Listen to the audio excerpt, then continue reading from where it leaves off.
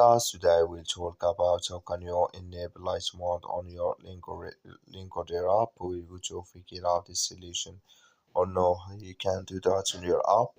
So you just follow this ways, then it's going to work with you. So you just click here on me down here.